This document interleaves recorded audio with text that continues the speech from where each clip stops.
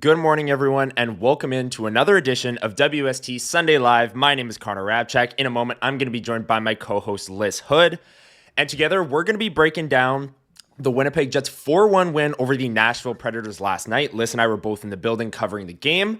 And the Jets, it's game 5, and they already have their first 4-game winning streak of the season. So we're going to talk about the first 5 games of the year, and obviously the main story around the Winnipeg Jets coming out of last night's game.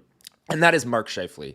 813 points, becomes the franchise leader, says he's still chasing another guy, Dale Hrabchak, but still a huge accomplishment nonetheless for the first ever draft pick in Winnipeg Jets 2.0 franchise history. We're going to talk about that. We're going to get to our Chud's PowerSports Power Poll. We got another fun one this week.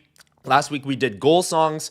This week, we wanted to do something Mark Scheifele, related. So we did Mark Scheifele line mates over the course of his career here with the Winnipeg Jets. So Chud's PowerSports Power Poll coming up a little bit later on.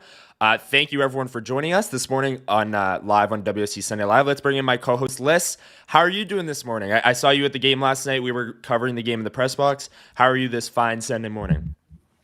I'm doing well. I realized when I sat down here that I made a coffee this morning and didn't even taste test it. So I was sitting there, I was like, please be good, please be good. Otherwise, Connor's going to be like, I'm bringing in my co-host, Lyss Houde, and my chair's going to be empty. But we're good. We're feeling good. Nice. Had a good game from last night to talk about. We have a lot of good Winnipeg Jets storylines to dive into. So I'm excited to be here. Absolutely. Yeah. Thank you, everyone. I see a lot of people in chat. Given some trending up picks already, trending up down. That's coming up. Yeah, we got a great show ahead. It won't quite be an hour and 40 minutes like the last two have been, but we can promise you it'll be a good show. Lyss, like I said, we were both at the game last night covering it. Let's start before we get into the game and how the Jets are playing right now and their 4-game winning streak and all those things. Let's talk about Mark Scheifele. Didn't waste any time. I tweeted walking into the game that tonight Mark Scheifele's 1 point away, and the Jets got a power play in the first 5 minutes of the game. One-timer from the left circle. Mark Scheifele becomes this franchise's all-time points leader with 813, passing Blake Wheeler. Gets a standing ovation in the building. Blake Wheeler, there's a bit of a video. Blake Wheeler congratulating him on passing him for the record. Just your thoughts on Scheifele, breaking the record in the fashion that he did, and then all of the ovations, video tributes that followed it. Yeah, I feel like I'm in a bit of an overcorrection phase right now where, we make so many jokes, actually. I'm going to derail for a second, but we're sitting in the press box, and Connor's like, what did you think of Parker Ford in his first game? And I was like, I don't really have an opinion. And he's like, Paul, are you okay? What? You don't have an opinion on a Winnipeg Jets fourth liner? Eventually I did. Don't worry, guys. Yeah. I'm okay. I'm still me. But I feel like on whether it's this show or when I'm on Twitter or when I'm in conversation, I feel like so much of my energy is spent talking about the more depth players, the more fringe players, because it's like Connor Hellebuyck's Connor Hellebuyck. Josh Morrissey is Josh Morrissey.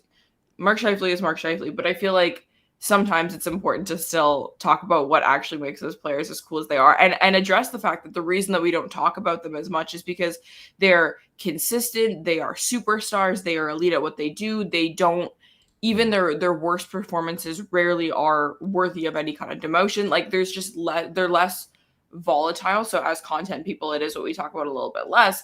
But I feel like in the last little bit, I've been talking about Mark Scheifele a little bit more just because there have been reasons to, obviously, with, getting closer to Blake Wheeler. And then, of course, yesterday passing Blake Wheeler with that gorgeous goal from the circle. But he is one of the biggest storylines, if not the biggest storyline of Jets 2.0. He's been here for all 15 years. First ever draft pick by the organization. The bona fide first line center since he first entered that role. He has never left it. And it's pretty special when a player plays their full career up to date with one organization, right? There's been so many different parts of his career that, are so deep and special to Winnipeg Jets fans because they've been here for all of it. So I think, it's just a pretty special player to this organization for so many different reasons. And, passing kind of I feel like in a lot of franchises, it would end up being similar where it's a huge player would be the only one who could pass another huge player who holds a record like that. But Blake Wheeler was kind of the essence of that first, 10 years of the new Winnipeg Jets. And Mark Scheifele was obviously huge in those years as well. But I feel like it's kind of, it very is symbolic of passing the torch on to kind of the next generation. And I wonder, who's going to pass him, because it might not be someone who's actively playing for the Winnipeg Jets, right? Like, I don't know how many years he has left of his career, but he's been producing at such a consistent clip since he entered the league. So I think that, there's a lot more where that came from, and that Dale Hrabchak record is within reach for him. Yeah, absolutely. And you talk about who might be next. I think of Kyle Connor, and they play together. So Scheifele is going to be in on a lot of those points, right? And it's and it's weird to think about, but it's almost like, what does Kyle Connor's career look like after Mark Scheifele retires or leaves or whatever? Because it's like, that's really the only way, I feel like, because they play power play first line. Right. We know that, and we'll get into our Chud Sports power pool eventually, but they played a lot of time together. Yeah, absolutely. And I see some people in chat mentioning the Hrabchak record, of course, which is the unofficial Winnipeg Jets record. He has 929 points. The funny thing here, Lyss, that I think we might see happen is the Coyotes Jets 1.0 records are kind of just floating in outer space right now. Like, they're not so garbage. I know, it's so dumb. They're not. They should be in Utah. I know people want them here. They should be in Utah. Well, they should be here, or like whatever. Yeah, they should be somewhere. They should be in Utah. They're floating in outer space. Anyways, the Winnipeg Jets, if they get them back in the next, year and a half, then Scheifele's going to go through this all over again, officially. Like, say they get the records back at the end of this season, and Mark Scheifele goes into next year, he's at 813 right now. He gets 70 more points, 880, and he's 49 points away from passing Dale Hrabchak next season. He's going to go through another video tribute, another thing of all of these records being broken again next year, when it's like, he's the franchise leader again. And it's like, well, it's just because they got the records back. I could totally see that happening. And going to another game at Canada Life Center thinking Scheifele's 1 point away from the franchise record, that's going to happen regardless. It's just a matter of whether it's official or not. And the NHL actually gives Winnipeg their records back, which we'd have to get Michael Remus on this show to do a full proper rant on the records. I'm not quite there yet, but yeah. He's still a ways away from Dale Hrabchak. It was probably the first thing he said after the game, after, he talked about how great Kyle Connor is. He talked about how he's still chasing Dale Hrabchak, still over 100 points away. And Mark Scheifele, if he stays at this consistent clip, like Lyss said, should be hitting that 2 seasons from now or so, if he maintains this consistency. Lyss, as for the actual game, the Winnipeg Jets pick up a 4-1 win. I don't know who said shutout, because it was 4-0 until the final minutes or so, or minute and 10 seconds. Goal too, and such some a broken sticks, some pucks bouncing around in the crease, and Connor Hellebuyck's shutout bid is no more. But what did you think of the Jets' overall performance? A lot of penalties. Thank goodness they have a penalty kill that's clicking along at 95.5% right now. Killed off 18 straight penalties, dating back. That the power play goal they gave up was in the Dallas game, game 1. They've killed off 18 straight penalties. Way too many penalties. The penalty kill's elite. Connor Hellebuyck's elite. What else did you see from last night's win over the Preds? Yeah, no, I think that, we kind of made the joke that the second period and the final goal that spoiled the shutout and all that sort of stuff, it's almost good that they happened in a sense, because the Winnipeg Jets are not going to be satisfied with how that game played out. They're not going to be satisfied with any of the 4 games in this 4-game winning streak here. I think that all in all, they've played a lot of really good hockey, but I believe it was Mark Scheifele himself who said that they haven't put together a full 60 minutes yet, and I 100% agree with him. And I know that that's still something that's really, really important for them to do, because especially as the season kind of, progresses, and when you get into more important hockey, when you play against really good hockey teams, if you're not playing a full 60 minutes, it doesn't matter if in those, 40 minutes that you're playing really well, you score 2 goals and don't give up any. If you take your foot off the gas for a full period against really quality competition, they are going to eat you alive, and you can't afford to do that. Mm-hmm. So I think that it's something that I spoke about, whether it was last Sunday or after a post game, that I need to see a full 60. I haven't seen a full game from the Winnipeg Jets that was really, really dominant yet. Didn't really get it yesterday, but it was still fine. You pull up the chances and all that good stuff here. Mm-hmm. Like, the Winnipeg Jets are still shooting at an insane clip that will, in fact, regress. It simply has to. Like, they were shooting Right. like 30% last game or something insane like that, which isn't real. But And I will say they we talked about this on our intro to analytics video. Shout out if people watched that. But the expected goals number for Nashville, I think, is very inflated because how many times in that game last night were there? It was just a mad scramble in front of the net, and it never felt like a threat where a Nashville player in their bottom six is just jamming the puck into Connor Hellebuck's pads over and over again. Those are getting counted as like extremely high danger, highest possible danger chances, when in reality, like, I don't know, no disrespect to the Nashville Predators, but none of those chances felt threatening last night. Like, Steven Stamkos had a few one-timers, Forsberg was in there, Yeah. but other than that, like, I'm fine with them. They don't have the finishing talent of some other teams. Let's put it that way. No, 100%. There were a couple of, like, you think about like the Jonathan Toews pass, for that fourth goal, or you think about the Mark Scheifele goal or whatever.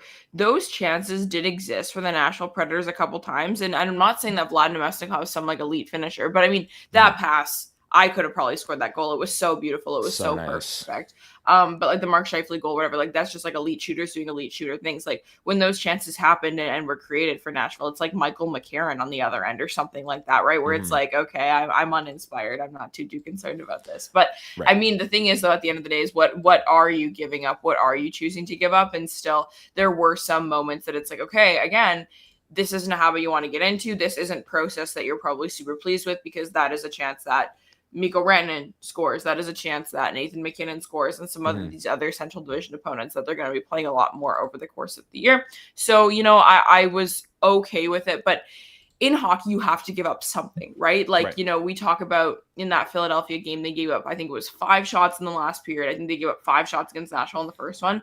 There's give and take. Like, we can always sit and pick apart, okay, like, these chances that they gave up were poor and this, that, whatever. It wasn't a perfect game for the Winnipeg Jets, but perfect games don't exist in hockey. And the question to me is always, okay, what were they intending to do? If they went into this game, if they were talking on the benches, if they were in between periods saying, okay, we don't trust Nashville's shooters to be able to capitalize on higher danger chances from lower in the circle and these sorts of things. So that's the type of shot that we are going to be, pressuring the puck to give up. Then they succeeded with that, like they gave up a couple of good chances here and there. But again, I really liked some of the breakups on the blue line. I really liked, how the team controlled possession, all these different things. I thought it was a good game from the Winnipeg Jets, but we've grown accustomed to watching good games, and they want great games, and so do I. So we'll see kind of how the next little bit goes. Yeah, absolutely. And you talk about them not really feeling threatened, about the chances there. The biggest tell for me with that was the first period. I mean, the Jets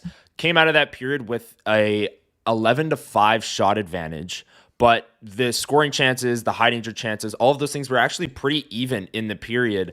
Nashville got into good spots, but just couldn't capitalize. They were missing the net a lot. The Jets were blocking a lot of shots. They were in lanes. And then when they did get through, Connor Hellebuck was Connor Hellebuck, and the Jets don't need to apologize for anyone that they have the MVP at the highest impact position, who helps them kill all of these penalties and the 18 straight that we talked about. Eric Comrie had a hand in some of those as well in the New York game, but yeah, I thought it was a great game from the penalty kill. There were moments where Connor Hellebuck had to be your best penalty killer. That's the old saying. Your goalie has to be your best penalty killer. But I thought there were also times where Nashville just couldn't get set up. They couldn't get to the middle of the ice. They couldn't get chances. They couldn't get layered screens. And the Jets did a really good job. And I thought, Lyss, I do want to talk and get your thoughts on the penalty kill, because last night, Scott O'Neill was asked about the penalty kill, and we don't have the clip. We have some other ones that we'll get to Scott O'Neill in a second. But he was asked about the penalty kill and said they're not just being more aggressive as individuals on the penalty kill, they're being more aggressive as a 4-man unit. And when he said that, it kind of clicked for me on what's been working with this penalty kill. Like, obviously, like you said, there's no perfect games in the NHL. There's no perfect penalty kill either. Like, yes, they're going to give up chances. They're down a man. That's the inherently what's going to happen on the penalty kill. But there are moments where they're winning faceoffs and killing 30 seconds because they're getting the puck down. Their clears have been money. They're being very aggressive at the blue line, shutting plays down, not even letting oppositions into the zone.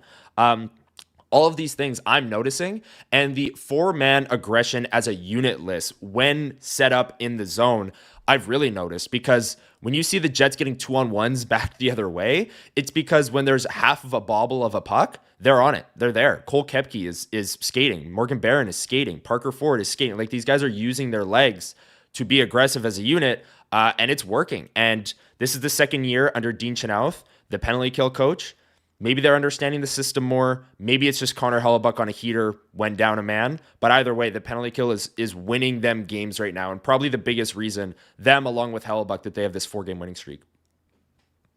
Yeah, for sure. And I think, I talk about how in hockey there's give and take, like there's kind of two sides of every coin. I think the two sides of every coin of you and I doing a show together is that we agree on a lot of stuff. And I was going to, I'm not going to fight you on it. So that doesn't always make good content, but we're totally in alignment on that. That was the biggest of all. You in a bit. Oh, yeah, we'll figure it out. But of all of the comments post-game yesterday, that was the one that stuck out for me the most as well, talking about the aggression as a 4-man unit, not just as a 2, which I think is, people have been making jokes, whether it's to, I think it was Murat who brought it up to Logan Stanley post-game yesterday, being like, did you know that you're the only penalty kill in the entire league that's outscored their right. opposition? 2 shorthanded goals, 1 power play goal against. And Logan Stanley's like, I mean, that's not going to stick. Yeah. And it was really funny. But it's something that I want to watch a little bit more closely now, because we know what it looks like for a forward to be aggressive on a penalty kill. And we also do know to an extent what it looks like for a defenseman to be aggressive as well. But I feel like forwards are a little bit easier to pick it apart, whether it's because the style of player. There's a difference between a Kyle Connor and like a Kevin Stenlund or whoever killing a penalty at the top of the circle, right? Mm-hmm. But I think that I want to watch that a little bit more closely. But I feel like have noticed it as well. There have been times where the defensemen are choosing to challenge the puck carrier, choosing to challenge the pass that I feel like maybe either Winnipeg Jets iterations of past would not do, or maybe I just haven't been watching as closely in previous years. But there were a couple times yesterday, for example, you're talking about the Steven Stamkos one time or whatever, where the team is squishing together and making it really hard for that pass to get across. And when it does, it had to be done with such precision and accuracy that it's not easy to shoot. And there are a couple times that the Winnipeg Jets were able to kind of buy some time for Connor Hellebuck to slide over and take that shot square and no problem, no challenge. Where if you have a perfect pass and a perfect shooter, no goalie in the NHL is going to be able to stop that puck if it's executed at 100% from both of those players. So if you minimize kind of in a sequence like that, one of the 2 threats, I think it really changes the landscape of that. And, the penalty kill is not 4 players, it's 5. And Connor Hellebuck had some really good looks and saves yesterday. Sure. And I think with whether it's, the Jets scoring 2 power play goals in the first game of the season against the Dallas Stars, or whether it's, the fact that they're President's Trophy winning team in their next season, all this different stuff. I think teams are, I'm not saying it's a fully on Draisaitl effect, but I think teams are cognizant of the fact that this isn't really a team that you want to take crazy passes across the blue line risks against, because that they can really capitalize if you make some errors that you don't need to make. So I think that there's probably a lot of different things going on. Penalty kills are really hard because they're the same for me as goalies and defense and all these different things, because so much of it is response as opposed to this is exactly how we want to play things. This is exactly what we want to do. Sure, there's that. But also, if the power play is coming out and, doing this type of entry or setting up in this type of way, you do have to respond accordingly. So there's different stuff. And so I give credit to Dean Chenoweth for, both the structure of the penalty kill, but also how the team has been responding and what they've done with the different power plays that they faced through 5 games here into the season. Yeah, I'm with you. The penalty kill, like I said, has won them games because the overall 5-game sample, they've been dynamite, 20 for 21. They've killed 18 straight, and it's coming up in big moments as well. And Connor Hellebuck has had a huge part in that, but also I think it's a part of the system. The second year, Dean Chenoweth, Jets have a good defensive system. And another thing, Liz, from last night's game, when talking about the defense, I see a lot of people, their early trending up picks. We'll maybe get to ours a little bit later on. I'm sure this player will be featured. We'll see. But Logan Stanley set a new career high in goals yesterday with his 2nd goal of the season. An absolute rocket of a slap shot from the point. He fought earlier in the game to chants of Stanley in Canada Life Center. What did you think of Logan Stanley's game last night? Because a lot of people are talking about him. Obviously, the second goal of the season is kind of a funny, like, clippable thing, like, haha, second career goal. But contract year Logan Stanley looks like a new player. Get out of town. Yeah, no, I think look, I think that there have been some moments that I've really liked him. And I think that it's a player that we sort of have to look at in two different ways. There's the bigger picture, and then there's the smaller picture stuff. Like, do I think that Logan Stanley should be the second pairing left defenseman on this team? No. Like, absolutely not. Like, there's no world in which I think that should be the player who's playing in that role. But he is. So now let's talk about and let's assess kind of based on our expectations of the player, based on where they've been, kind of being thrown out. He's still playing on the penalty kill. He's been playing with Neil Pionk, which we know is a bit of a different partner compared to some of the players that he played with last year, all these different things. Logan Stanley's been good. Logan Stanley's been fine. I think that, my expectations for this player are not extremely high. I'm never expecting him to make a crazy impact. My hope oftentimes when he is on the ice is that the Winnipeg Jets can manage. And we've talked about this, the whole idea of with a defenseman, managing versus winning your minutes, both have value, but they are different expectations. They are different baselines for players, for pairings, for forward lines, whatever you want to say. Yeah. But look, I think that there have been some moments that I've really liked his decision making. That's a question that people have had about Logan Stanley in the past, is sometimes, watching whether it's turning around and taking a puck on the boards and deciding what to do with it, or getting caught on the rush and different things like that, where it's not necessarily the accurate assessment of the situation you found themselves in. And I found that either that hasn't been happening or it just hasn't been burning him to the same degree that it has in the past, because I think he's looked okay. Like he's not, I'm not saying that he should be given a bigger role going forward. I'm not saying that he should be the second pairing left defenseman or anything like that, but I walk into a situation with expectations for a player, and I had them for Logan Stanley. And based on what I thought he would do in this role with Neil Pionk, he's been better. So I give him his flowers for that. And that's, some people are going to think that's too glowing of praise. Sometimes some people are going to think that I'm being super mean to the player. But look, I think we have, 200 plus games of understanding who this player is, and just so much lore from the years about what kind of the situation is and who's involved and who he plays with and who he's playing instead of and all these different things. I do my very best to come on this show and call a spade a spade. And I think that I thought that the minutes with Logan Stanley and Neil Pionk on the ice were going to look much more severe than they have. That's honestly fair. The biggest thing for me with Stanley, and I agree with, is he a second pairing defenseman? I'm like, no. Dylan Sandberg's coming right back to that spot. Like, it's almost not even worth discussing.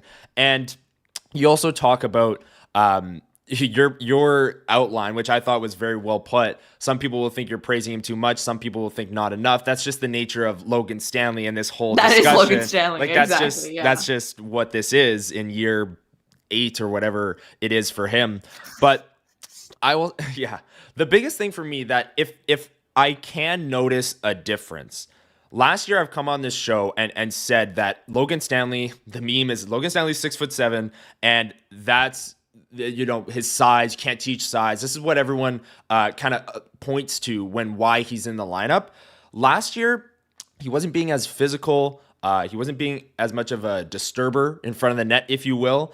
He's fighting a few times this year. I think Logan Stanley's doing a better job of using his size effectively. And that's not just, I've said this many times on this show, it's not just crushing a guy with his head down in the middle of the ice. Obviously, that's great. If it's a clean hit, Logan Stanley can do that and has shown even this season that he's doing that a few times. But using his size more effectively, I've seen it below the goal line. I think he's winning more battles below the goal line. I think he's clearing out the front of the net better. I think he's moving a little bit better mobility-wise. I'm not ready to say that he, spent the whole offseason training with Cale Makar and he's, an incredible skater. But I will say I thought I've seen through 5 games, and we'll see what the next 5 games bring and the next. But I thought I've seen a more physical Logan Stanley, which I know is a lot of people's biggest issue, is that he's 6'7", but he doesn't play like it. He plays like a 6'1" defenseman. He's hitting guys this year. He's clearing out the front of the net. He's dropping the gloves now and then when the Jets have a terrible second period. And the fans loved it inside the building last night. Got the team going a little bit. He's been a big part of that penalty kill as well. The LA game, looking back on that, he had a ton of blocked shots late in that game.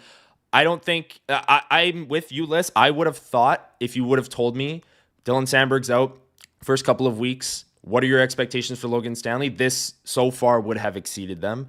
And I think he is being more physical, and I think that's a win for the Winnipeg Jets. Let's hear what Scott Arniel thinks. Lyss asked Scott Arniel after the game last night about Logan Stanley, a goal, a fight, chance in the building. What did the coach think of the 6'7" left shot defenseman? Couple games. Yeah, well, obviously we knew when we lost Sandberg, everybody would have to stand up, and I think that he's done that, and I think that when you get a little bit more ice time, you got to take advantage of it, and he's trying to make it hard on us as a staff that when Sammy comes back, and you have to present the opportunity, and it's theirs to go and take and make the most of it, and he's done that. So there's Scott Arniel on Logan Stanley last night with a goal, new career high, and the fight in the game. Lyss, the last thing I want to talk about before we get to our segments. You have something else on? I'm not done. I have more to say about Logan Stanley talk. Yeah, this could go on. Because I really like the point that you brought up about the physicality and the size, and maybe the one thing that I will say as a bit of a Logan Stanley defender here is, first of all, I think you're 100% right. I think that I've seen a lot more hits where he's actually separated his opponent from the puck or kind of broken up the sequence that the opponent is trying to create, which is in a single game what hits should be used for, in my opinion. I understand the St. Louis Blues series. We're trying to, make sure that everyone comes into the next game with 12 bruised ribs or whatever the intention is. But in a game, I think that the long game of maybe one extra hit will make, this player harder to play against in the Stanley Cup final in 6 months is a little bit too galaxy brain for even me. But I think the Logan Stanley defender bit that I have here is that this was a player who really has, in my opinion, had to reinvent his game a little bit when he first entered the league. This was an offensive defenseman, right? I think that this whole enforcer style, whatever that has become the expectation for the player was not his mantra growing up. And I'm not going to talk about, his junior hockey or anything like that. Cause you said, that's 9 years ago. I don't really care about that anymore. But there is something to be said for a player kind of coming into his own a little bit and finding his groove and whatever, because that wasn't the style of player that Logan was when he first was trying to crack an NHL lineup and all these different things. And then when he sort of figured out the same way that oftentimes these career AHL forwards do, that maybe this was the differentiator he needed in order to get into the lineup above at the time a Ville Heinola or a Dylan Sandberg or whoever was in the organization. This is a huge transition for a player to have to make. So it does make sense. I'm not the type of person who's he still needs to be given a bigger chance because, like you said, D+8 or whatever, this term for draft year that is non-existent because you're not in development anymore once you pass, you're able to book a cruise or however old you need to be. I think that that's not the conversation I'm trying to have, but there is something to be said for the fact that he is still trying to find that element of his game and use it more effectively. And the growth pattern hasn't exactly been linear, but I do think that, if you take a step back and look at the growth, over years instead of over games, it probably is trending in an upward trajectory. No pun intended for our future segments.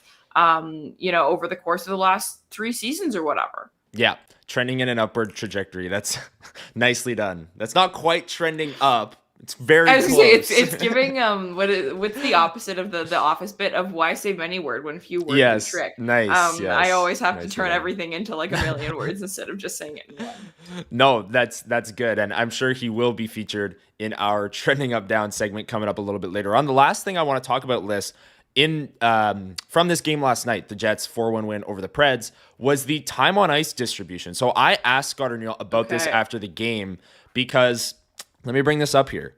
This is the Winnipeg Jets forward core time on ice ranked from most to least, and it doesn't include everyone. There's a few guys at the, if I scroll down even further here, Koepke is last at 11 minutes and 30 seconds, and Mark Scheifele is first at 19:19.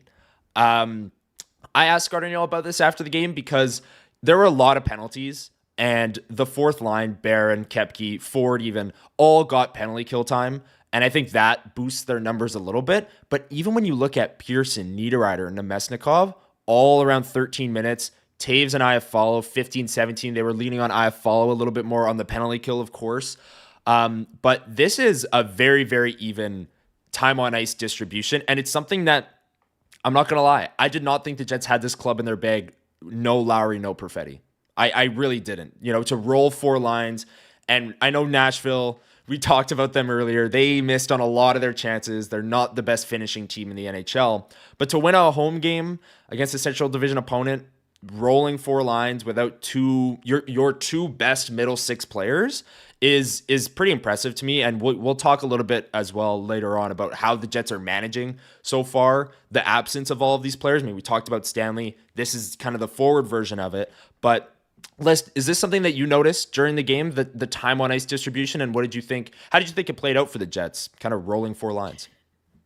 Yeah, no, I mean, I think that special teams probably has had a bigger impact on this than maybe, because I fully am in the camp of wanting to get really excited about this, but I am kind of holding some reservation just with that in terms of how much time has been spent on the penalty kill. That does elevate the depth players in terms of their ice time. But I think just kind of generally across the board, like, look, Mark Scheifele and Kyle Connor have been killing penalties as well. So it also impacts their usage. So I understand that. But there are a few different kind of ways that you can go about talking about this. And I think the biggest one for me is the adaptability and the options that you are presenting for yourself, right? Giving people a little bit more of a matchup, giving people a little bit more of an opportunity to show what they can do at an NHL like speed and all that sort of stuff, I think bodes well for fourth liners. And I think that this is something that we've talked about a little bit in terms of, we're not NHL coaches. We don't know what to do about this team, but it's our job to come on here and make content about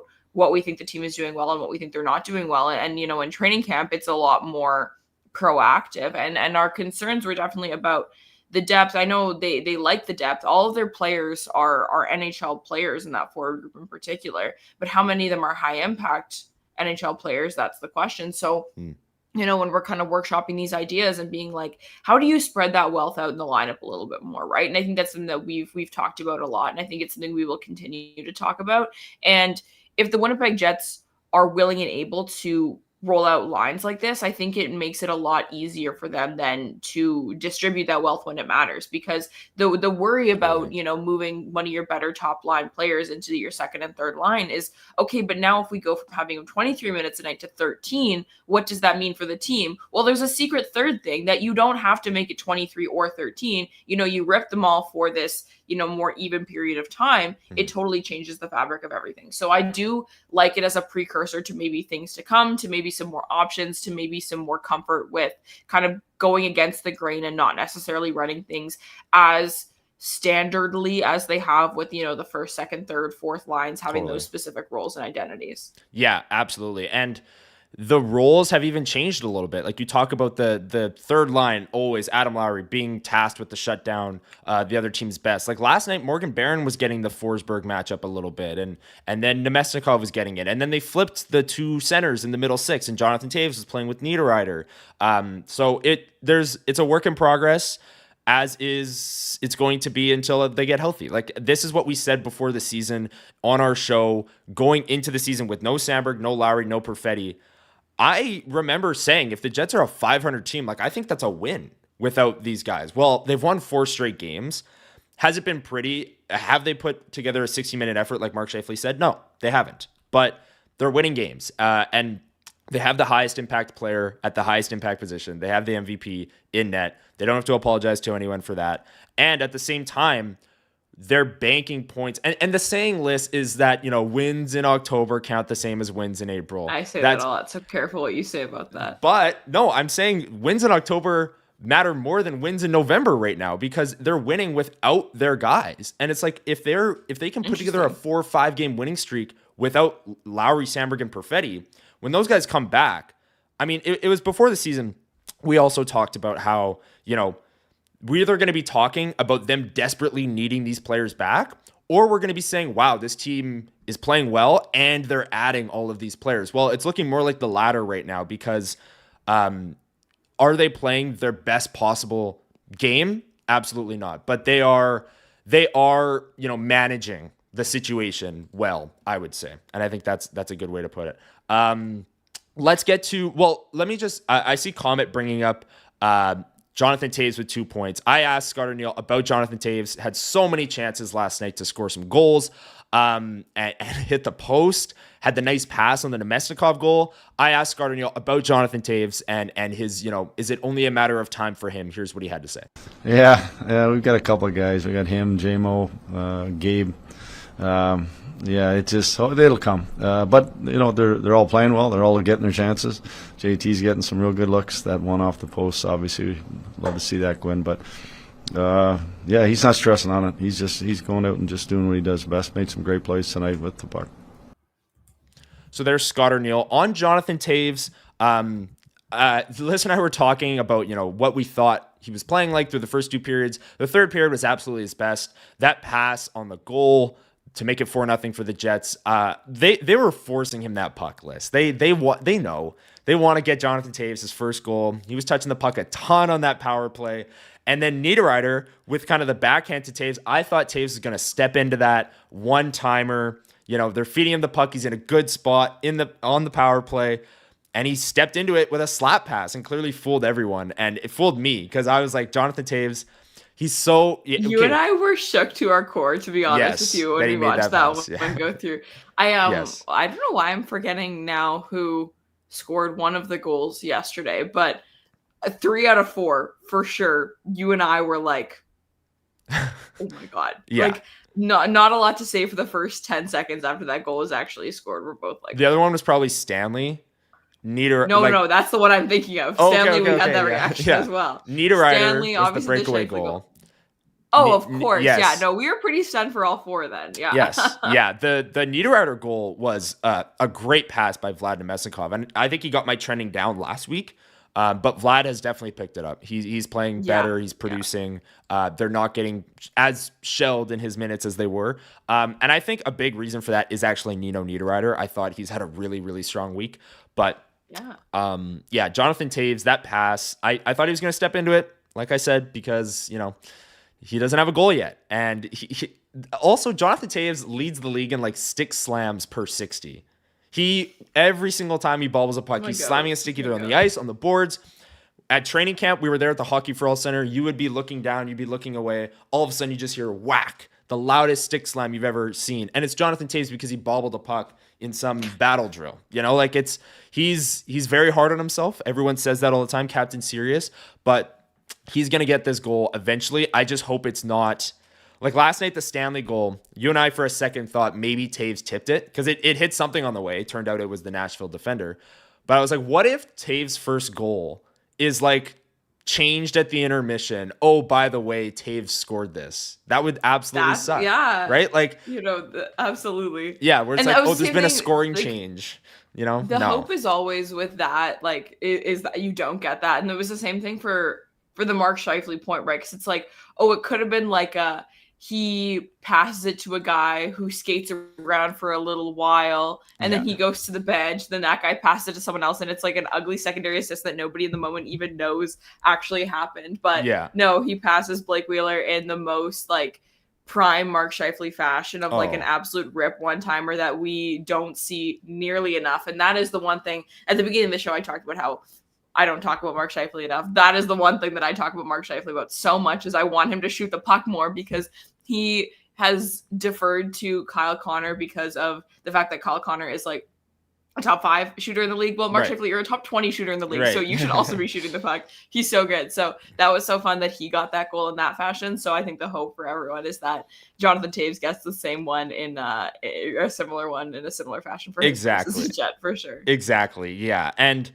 we didn't even talk about Mark Scheifele. Well, we talked about him in a historical sense with, breaking the franchise record points. But his start to the season has been incredible. He's on a mission. This guy wants to make Team Canada so badly. You can see it in every single game. He's the Winnipeg Jets' best player right now, and there's no doubt. Still on pace for 98 goals this season. I say he does it. I say he does it too. Yeah, 100-goal season. Anyone pushing it? No, that's a little bit over what he's shooting at right now. Be careful. Whoa, yeah. Let's chill. 98.4. Yeah, rather that. Yeah. I rounded down, not rounded up. Let's be realistic here. I'm rounding up with Mark Scheifele because this guy is he's playing out of his mind. He's playing some of the best hockey of his career right now, and I think that's fair to say. And he's on a tear. He wants to make Team Canada, and that's very, very evident, I would say. Lyss, let's get to our Chud's Power Sports Power Poll, our first segment of 3. And we want to give a quick shout out to Chud, who sponsors this episode and all of our power polls here on WST Sunday Live. Shout out to Chud's Power Sports. Let me get to their website, which is, I've shown it a few episodes in a row now. It is a very extensive website with tons on it. WST Sunday Live Power Polls are brought to you by Chud's Power Sports. Chud's Power Sports is Manitoba's premier power sports superstore. Chud's features the best in ATVs, snowmobiles, boats. What else do they have here? Street bikes, dirt bikes, tractors, golf carts. They have so much on their website here. Chud's has been serving Manitobans for over 80 years, almost into their 9th decade out in Gimli. If you want to pop by and see their store, the website's extensive. I can't even imagine what the store is like. They're on the corner of Highway 8 and 231 out in Gimli.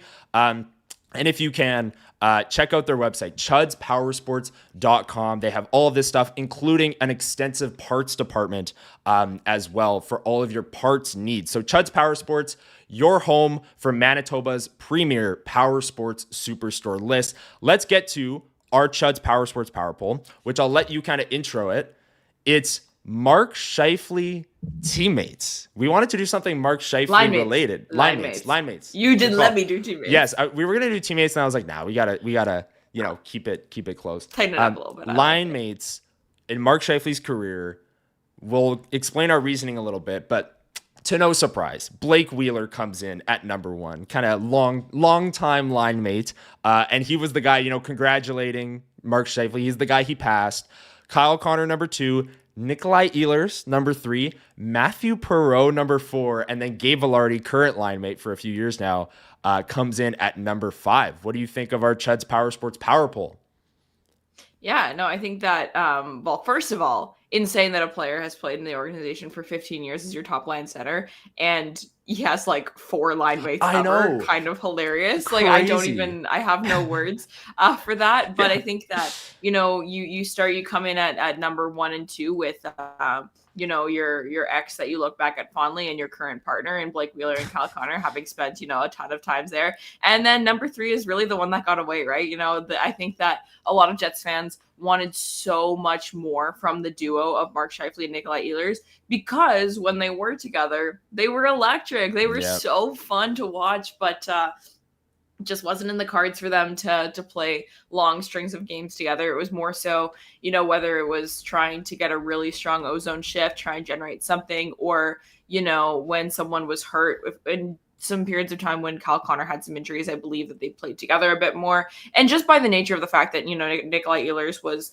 also only drafted a couple of years after Mark Scheifele. Like, they played 10 years together, right? So they were bound to take some shifts together and stuff. So they actually have a larger sample together than I would have anticipated, and they were great together. Matthew Perreault, kind of a sneaky pick to get in here that we wanted to include because, he was one of Mark Scheifele's early line mates, when Little was still playing with Wheeler, and, Mark Scheifele was kind of getting into the league, and Matthew Perreault was the OG Swiss Army knife for this team. And so I give him some love for, I think, helping Mark Scheifele in his early stages of becoming established as an NHL center. And then Gabe Vilardi is just gross and awesome. I say that affectionately. Gross is a compliment for me. They're so fun to watch together. Gabe Vilardi has had a little bit of a slower start to this season, but he had a slower start to last season too. But he's so fun to watch. And the two of them are just electric at protecting the puck and generating some fun stuff in the ozone. So that's our top 5. How's the chat liking it? The chat is liking it. I'm seeing, Doug wants I follow on the list. Kenny's water bottle says no respect for Scheif's legendary line mate Paul Stastny. Tyson says Scheif hated playing with Nick. I think that's why he's maybe number 3 and not number 1 or 2. Well, not that he hated playing with him, but they didn't play together. Or they didn't play together as much as we all would have liked, because, like you said, Liz, when they were together, they outscored their opponents at a very, very elite rate. They're so dynamite, bro. So yeah, the chat is in on it. I like this. I mean, this is our consensus list. We don't have. This is our consensus list. We don't have dueling lists like we did last week with goal songs. But Yeah, and I agree with Matt here. Velarde will move up over time. He's going to be Velarde just signed the long-term deal. He's going to be with Scheifele probably for locked that up till entirety of that deal. 2031 what plus. was the tweet? Yeah. So this list is, I honestly think there's a chance Kyle Connor ends up above Blake Wheeler too. In a list like that's this. very likely as well, I think. Kyle Connor is going to score 40. He tucks 40 goals in his sleep, and I think he's going to do it a few more times in his career. This is the current power poll from Mark Scheifele line mates. Thank you to Chuds for sponsoring this episode and our Chuds PowerSports power poll. Now, I've seen people making picks all episode long in the chat here.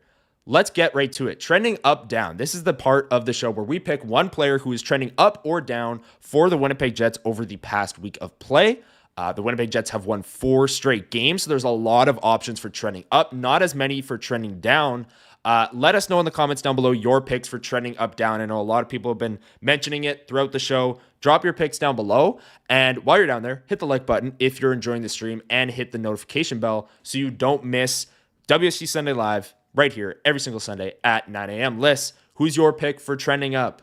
Are you going to take the obvious one that everyone in chat is clamoring for? I will. Yeah, I will take the obvious one. And I think the one thing I will say, I know one of the obvious ones, people were talking about Mark Scheifele. Mark Scheifele was my trending up pick last week. And on this segment, trending up or down, players are not allowed to be said at all in consecutive weeks. So last week, we had Morgan Barron and Mark Scheifele as our trending up picks. And we had Gustav Nyquist and Vlad Nemestikov as our trending down picks. So we can't pick anyone again for trending up or trending down, and we can't pick them for the other either. So if Morgan Barron had a horrible week, too bad, he's off the board. Logan Stanley is not on our board last week, so I will give him my trending up pick for this week. Again, this is not who is the best Winnipeg Jet. This is not who is the worst Winnipeg Jet. This is not, this is all about if these were stocks, who would we be saying that based on previous couple of games and going into the next couple, who might you be buying stocks on? I think Logan Stanley, actually, let's be real, I would be selling my Logan Stanley stocks right now at a very high clip because I think that's how they'd be going. But nice save, yeah. Besides the point, I spoke about him more on this episode than I probably needed to or wanted to, so I won't get into it too much. But I'm sure it's no surprise to anyone that Logan Stanley gets my trending up pick. Congrats to the boy, because he, I don't think, won this award a ton from me last year. So he definitely got picked a few times last year, though, because it was the same thing. He would have a good stretch of games. Okay. He won it once or twice. I'm confident in saying that I picked him once or twice last year. My trending up pick, I talked about how I really liked his game last night against Nashville. He's had a fantastic week. I'm going to take Nino Niederreiter. He scored a few times this week, but also he's been, that middle six offensive punch that the Jets have kind of been lacking, at least, or at least we projected them to lack going into the season with no Lowry and no Perfetti. Nino Niederreiter, he's strong on the forecheck. He's strong along the walls. He's not the fastest player, but the entire middle six is kind of moving at the same speed right now in terms of pace. And Cole Perfetti's not coming in and as Nikolai Ehlers and being the fastest player alive. So that's kind of their identity. Is, slow and steady up the ice. They're great on the forecheck. They're winning pucks back. I really liked Nino Niederreiter's game this week. I thought he's been really strong and had a really nice goal last night. Flew under the radar because of the Scheifele stuff and the Stanley stuff and all of the things that we've spent the first 50 minutes of this show talking about. But incredible stretch pass from Nemesnikov, who he was on our thing last week, so couldn't take him. But Nino Niederreiter, forehand, backhand, beat UC Saros. Big goal to put the Jets up 2-0, and I thought he's been really, really strong this week. So Nino Niederreiter is my pick for trending up. Lyss, who do you have for trending down? I think maybe for trending down, again, this is so funny. Like, I feel like, imagine doing this segment in, 2021, where it'd be like, oh my God, we have to pick someone for trending up. Like, ooh. Yeah, times have changed, totally. Yeah. It's difficult when, I don't think, there have been some players that have had some pretty strong games, but again, it's been pretty success by committee, this, that, whatever, where no one's, I don't think, been atrocious or anything like that. But I'm going to give my trending down pick to Hayden Fleury, actually, because I think that it kind of complements with an E there, my Logan Stanley pick.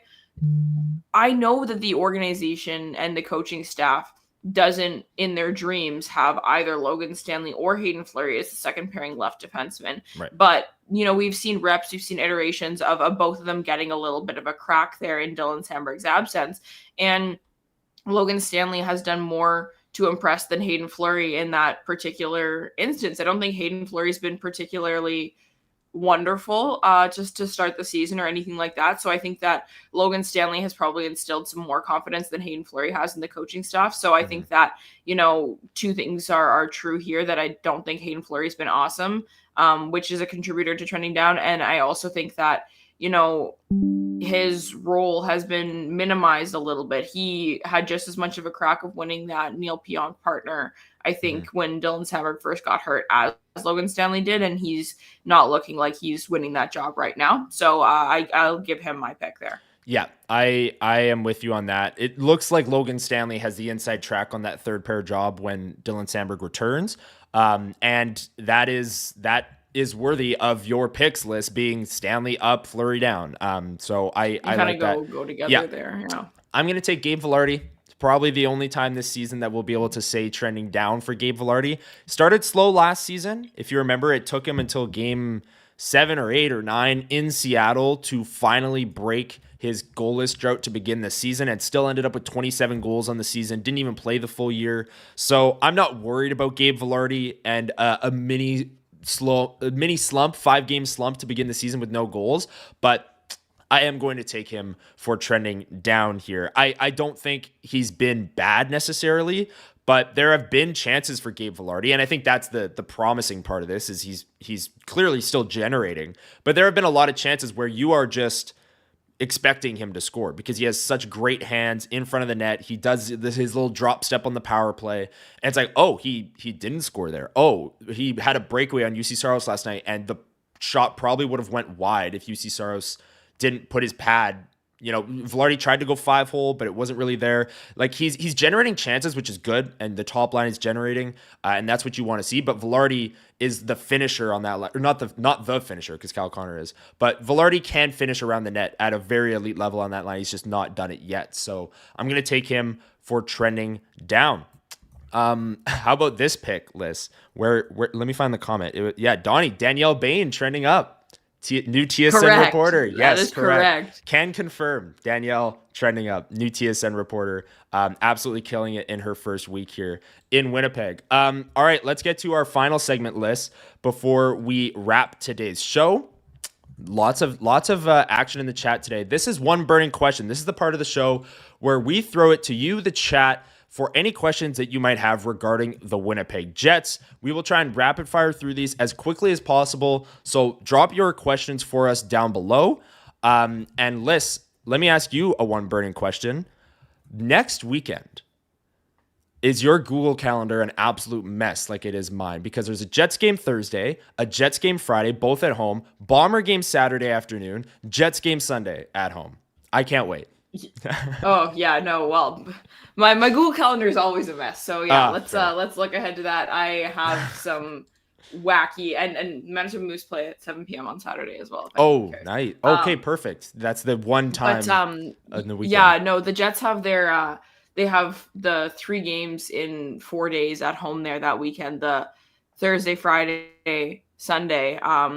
I'm going wedding dress shopping, not for me, that weekend as well. And I have some other really random things kind of going on. So it's a very, very busy weekend. And I am looking forward to that Bomber game not meaning as much as I was worried it might after this past weekend. Connor, I was like dying when I saw the game-winning graphic from the Bombers with just the caption, "We won," because it's like, oh my God. Yeah. Like, again, Winnipeg sports fans are always ball knowers. They're always puck knowers. Like, that was one of the wins of all time.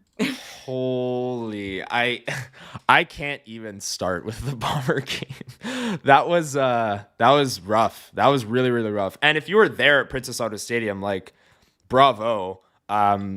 It was raining and cold and dark, and the Bombers were terrible. And it was like, oh my God, what am I doing here? What am I doing here? I had that thought many, many times. And then they won.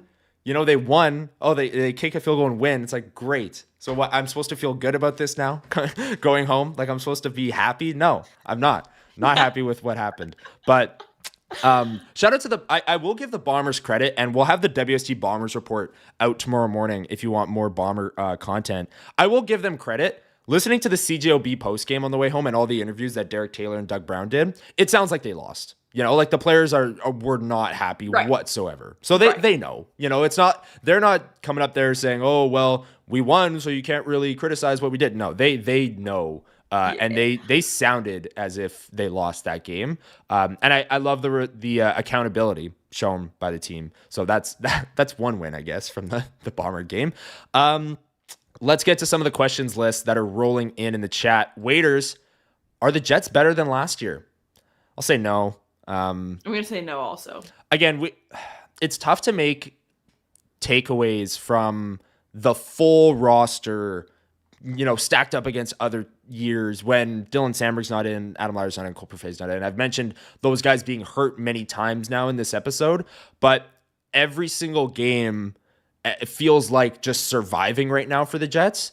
And then when they get those guys back, they can really impose their game on other teams. They're not doing that yet for a full 60. That, like we saw many, many times last year, even in big games. Remember the 2 Dallas games down the stretch?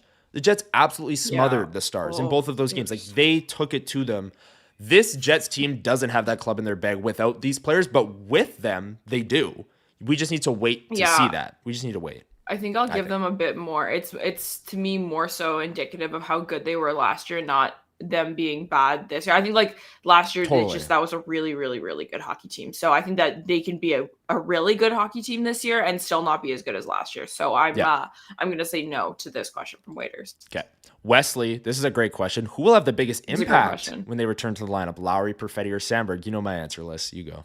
I know what your answer is, so I'll go with a different one. I'm gonna give Dark Perfetti. Oh my gosh, Cole Perfetti, my dark horse pick on this one, just because I think that at the end of the day, all of these players could have the biggest impact, like depending on how things go. I think the realistic answer is probably Dylan Sandberg, just based on the minutes he plays and also whose roles get minimized because of his return as well. But I think Cole Perfetti could be the sort of catalyst for that middle six scoring punch that this team desperately needs, that I think could totally change the way that they play their cards. And I think that it could end up like kind of residually having the biggest impact in terms of spreading the wealth in the lineup, secondary scoring punch that they really need, all that sort of stuff. I think that Sandberg is the answer, but I think Cole Perfetti could come and he's been on an upward trajectory for the last year and a half in my book. So I'll pick him. Sure. Yeah. I'm here for that. And also I'm really excited to see what Perfetti can do with Toews. Those guys played together in camp, obviously. And with Toews kind of taking this first month to get into the groove of things, I think that those are 2 players that can really read off each other well and generate some offense from that second line. So Cole Perfetti. The Jonathan Toews pass yesterday. Cole Perfetti can make that pass too. Oh, right? yeah. That's totally. A play that they both, can be on opposite ends on. And again, Vladimir Messikov, I'm not trying to dunk on my boy. He has one of the best goal songs, and I'm so glad we got to hear it yesterday. But that's a goal that you don't want to make a mistake on that play. But your primary assist guy makes it pretty easy for you to get the job done there. Sure. So I think that there's definitely some potential for them to sustain some really cool creative pressure in the ozone together. Yeah, I'm with you on that. This is a great question from Tom as well. I saw people ask about this throughout the show, and we haven't talked about it yet, but Elliot Freeman at the intermission last night during his headline segment said that the NHL is going to make a return for the Heritage Classic next season, and the Winnipeg Jets are the favorite to host that game. So they've hosted the Edmonton game where they got shut out back in 2016, I believe that was. And then they didn't host. It was a neutral site game that I remember going to and freezing my butt off in those seats as well. 2-1, they beat the Flames in Mosaic Stadium and favorite to host again. Tom asks, if the Jets host another Heritage Classic, who would be the ideal opponent? So Liz, I was talking about this with my dad last night as well. Would they repeat an opponent? Would they go Edmonton again? Because it has to be 2 Canadian teams, right? The Heritage Classic? See, okay, I don't think it does because... Then Minnesota is my answer. Then Minnesota, I think, is what sure. I agree with Minnesota. But I'm pretty sure... Because I don't think it does, because there was a game I'll look it up. Because I think that was something that I always thought as well, or maybe it was the opposite, that a Canadian team played in the Winter Classic or something. But I don't know that it necessarily has to be. But Okay. Teams that have played outdoor games. Buffalo Sabres played the Montreal or played Toronto a couple years ago. There we go. I think that's what Yep. it is. That was in what I'm Hamilton, thinking of. Ontario. Nice. Yeah. So I don't know that it Flames, has Oilers, to be. They might try for it Flames, to be. Jets. And if that's the case, then probably Edmonton or I would hope it's a Western Canadian team, just because I don't know. This is interesting. The Eastern Canadian teams are uninspiring to me. But okay, so if it doesn't have to be a Canadian team, which, like Lyss just pointed out, Buffalo played Toronto in the Heritage Classic. Buffalo's very close. So is Minnesota. I would say Minnesota if we have American teams on the table here. If it's Canadian teams, I don't want them to repeat with one of Edmonton or Calgary. I'd rather it be the Habs or Ottawa. Not the Leafs. But I also think about what would be good for the league too. And I'm sorry, but love you, Winnipeg Jets. But if I'm the league, I'm doing everything in my power to make Montreal a team that plays in a Heritage Classic next year. Yeah. Come on, they're Jets so Habs fun to watch. That would be fun. Jets Habs would be sick. I think it'd be really cool. And look, it doesn't necessarily need to be some crazy big rivalry series or anything. It could just be a good hockey game. And I'm picturing right now. It's okay, obviously, with my Jets hat on, I'm thinking Central Division, whatever. I feel like watching the Dallas Stars. I understand that a lot of players are they're Northern European and Canadian and stuff like that, but I'm picturing Tua playing in Buffalo. February in Buffalo or whatever. Yeah. Well, no, he never plays in February. Let's be real. In December in Buffalo, whatever. And I'm can you imagine these Texas teams are whatever having to come and play outdoors in Winnipeg in the middle of January? Oh yes, my gosh, this is I gonna can't be imagine. That would death. be so sick. So bad. Yeah, this opponent aside, I want a Heritage Classic game, another one so badly for the Jets. Yes, make it happen, please. I was so glad to hear this last night at the intermission that they're the favorite to host. Hopefully that ends up happening. As they should be, though. As they should be. Come on, let's be so for real right now. Yeah. Well, okay. I don't want to see Leafs. Not the favorite, but I feel like they should be a contender. The NHL though. It's kind of like how Chicago keeps getting Winter Classics, or they're in it year after year, and it's why? They're not good. I could totally see them doing Heritage Classic Leafs Habs and just call it a day, because that'll do the best for TV numbers and stuff. And honestly, I can't even be mad about that if they do it. Right, or whatever. The Battle of Alberta Heritage Classic. I'm sorry, I love hockey, and so unfortunately that would be unreal, and that would be sick. Yeah. But Lyss, just because I have it up here, who scored the? You won't know this. Who scored the game winner in Oilers Jets Heritage Classic? I do know this. No, I do know this. Who scored the first goal of the game for Edmonton, because they won 3-0. Wait, what? No, I'm confused. Edmonton for the Oilers. I'm asking you an Oilers question. No, I don't. Oh, you don't know that one. Okay, no, how about game winner for the Calgary one in Regina? I don't know it either, but I know it's someone silly. Maybe Brian Little. Sorry, Brian Little scored the goal, but yes, Brian Straight played in that game. Ooh. There's a couple of really random guys who are I think it's Brian Straight who has one of the most gorgeous pictures because of the jerseys and the kits, whatever. And it's Brian Straight. Okay. Yeah. But yeah, Brian Little, of course. But I don't know who scored the game winner for the Oilers. Are you ready for the name? Mark Letestu. Is it Matt Hendricks? Oh, even better. Yes. Let's go, Mustard Man. For the Oilers. And played 7 games with the Winnipeg Jets in 2019-2020. So Winnipeg Jets legend. 7 games with the Winnipeg Jets? Yes. He only played 7 games for the Winnipeg Jets. What? Yes. Wow, that's crazy. Winnipeg Jets legend, Mark Letestu. I will never forget about that era of the Winnipeg Jets is so funny because they had all their core pieces and then just this rotating cast of Logan Shaw, Gabriel Bourque, Trevor Lewis, Nate Thompson coming in and playing forward. And it was what is going on here? They were Unk before Unk was a word, man. It was just such a weird rotation during COVID. Like what a time to be alive. Yeah. Mark Letestu with the GWG. Yeah, Brian Little was in Saskatchewan. From Kyle Connor, 2-on-1 in overtime. That was pretty sick. Wesley asked, didn't the Jets win the Old Timers game? They did. I remember going to the alumni game. Jets I went Oilers. to that. Teemu Selanne in the shootout, right? Oh, I don't or remember was that. It? No. I don't remember that. It was a penalty shot with 3 seconds left, and it was 4-4, and Selanne had it, and he scored, and they won 5-4. This was before I was like super locked in. I was just kind of like happy to be there for this period of time, and I think I obviously probably kind of went to like humor my parents a little bit more, but that was before I was locked in. I was born locked in on the Winnipeg Jets. So no, I'm kidding. It was Teemu Selanne on a penalty shot because I remember him going in on the breakaway. That's yes, crazy. It was 4-4. Yeah, that was the alumni game was better than the regular game because the Jets got shut out 3-0 by the Oilers. But like we said, very on board with a Heritage Classic or the potential of it. So make that happen, NHL, please. Make that happen. Tom saying last one hosted was also delayed because it was too sunny. I remember this too. Yeah, it's hilarious. That was like the Lake Tahoe game was like that too, right? Yeah, you play an outdoor game in Winnipeg and it gets delayed because it's like too sunny. It's like, okay, yeah. Didn't expect that one, but yeah, we'll see. Hopefully it happens. We'll see if they stick with the Canadian teams, but obviously I think everyone's kind of in consensus. If you could have any pick of any team, I'd want it to be Minnesota. Even though it's the Heritage Classic, usually it's 2 Canadian teams, but they have gone Buffalo, Toronto in the past. And they did it for Buffalo, Toronto because geographical rivalry. So yeah, you set your precedent in NHL. Yeah, I am in for that. That would be football on skates at Princess Auto Stadium. It would be pretty cool. Let's get one more question in here. Spency, how does the CFL rule changes affect the Heritage Classic heights? That's a classic Spency question right there. I was talking about this with my coworkers at work the other day. We were talking about like that Packers Raiders preseason game that happened here in Winnipeg, and I guess it was like a huge hang up. The players really didn't want it because of the goalposts.